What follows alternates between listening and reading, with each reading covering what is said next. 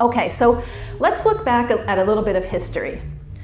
This comes from Dr. Nelson, infectious disease book from 2005, and this comes out of a big institution in the United States.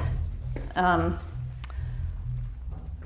in this textbook, we have a quote that says that the decline in mortality from infectious diseases during the 20th century stands as a tribute to advances in public health and safer lifestyles compared with that in previous centuries. And that's really what our book shows, is that these changes in society and lifestyles and improvements in nutrition had more to do with the decline in death and in many cases with incidence of diseases than anything else, including antibiotic invention, including vaccination. As proof, I'd like to show you some infectious diseases. This is the year 1900, this is the year 1935, and this is the year 1970. Let's look at how the death rate went down for these diseases.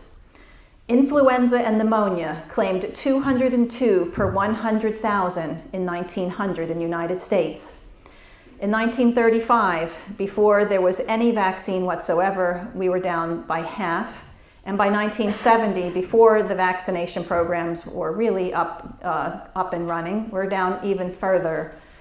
The original vaccines for influenza in USA, if you look at the writing of a doctor named Dr. Anthony Morris, who worked at the Division of Biologic Sciences, which is now the National Institutes of Health. His job was to determine the safety of these vaccines. And he determined not only were they not safe in the 1970s, but they were no more effective than tap water. And he testified to this effect in front of the Senate, and he was definitely a qualified person to make that statement. Today, we are still offered these vaccines for influenza despite any real support for their effectiveness, despite any well-designed studies for their safety, and despite the fact that the most prestigious collaboration called the Cochrane Collaboration, who evaluates different aspects of medicine, is saying that the hype and the media information on influenza is completely out of proportion to the science.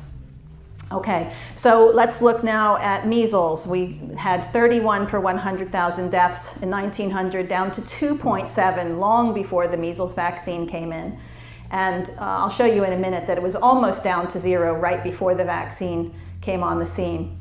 Okay, so I always thought that tetanus was much more prevalent than it actually was, but it turns out that, look, you don't even find tetanus on most charts like this because it was such a low incidence disease.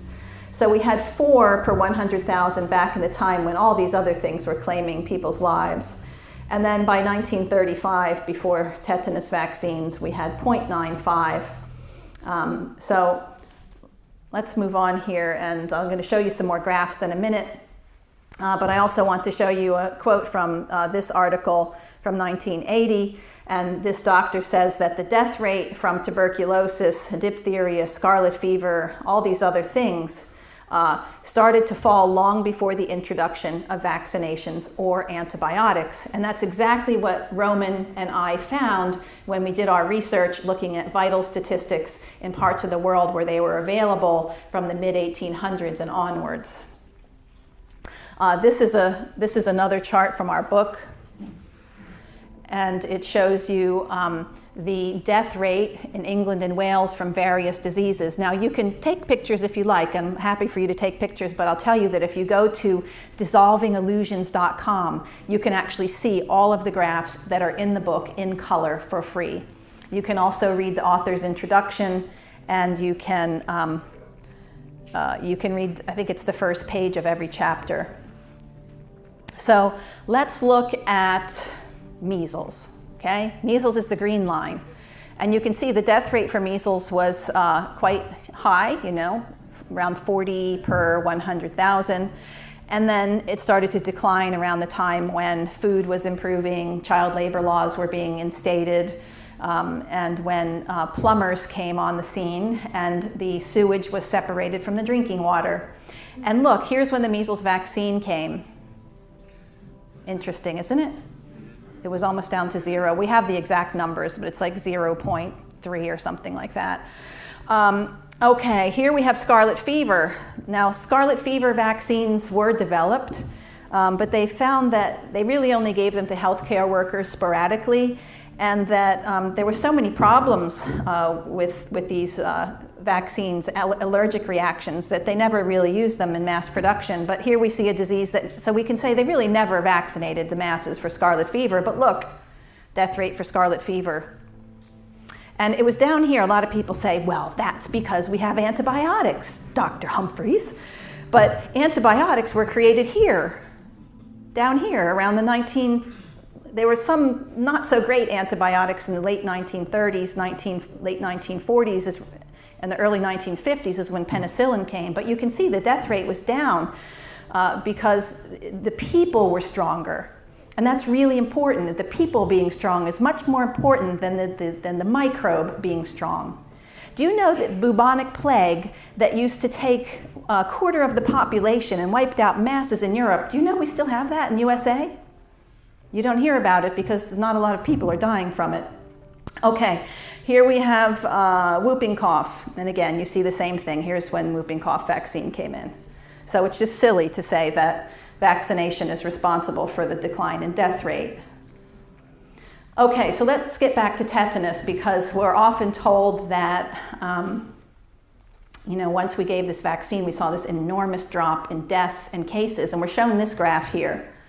And it really does look like, the tetanus vaccine came in around here, and look, we have this ski slope coming down. But the problem is, and this is how you'll be shown by the public health authorities, all the vaccines' success. They don't show you the whole graph. Here's what happens when you look at the whole graph. We can see that it was already coming down, and then it came down further. But look at how much more dramatic it was in England and Wales.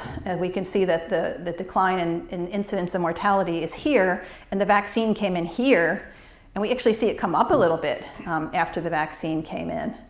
And this is the same thing in Canada. We see that the death rate from tetanus, they only started reporting cases here, but we can see the death rate was just precipitously falling.